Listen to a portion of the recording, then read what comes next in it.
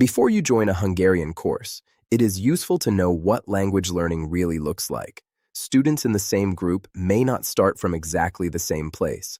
Some have already studied other languages. Some hear Hungarian at work or at home. Others are complete beginners. This is completely normal. Learning a language takes time.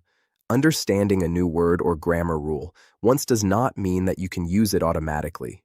You need to meet it again, remember it, and use it several times. In our courses, we aim to make lessons practical and communication-focused. You will have many opportunities to speak, listen, and use Hungarian in real situations. At the same time, Hungarian grammar cannot be left out. Grammar helps you understand how words and sentences work. Without it, it is very difficult to communicate clearly and build your own sentences.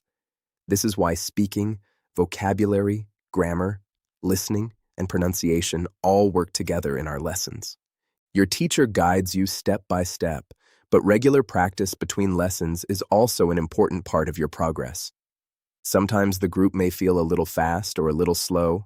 You may also need more explanation or more practice. If something is not working for you, please tell your teacher or contact the school early. Learning Hungarian is a step-by-step process. We are here to guide you, and your regular practice helps turn new knowledge into real communication.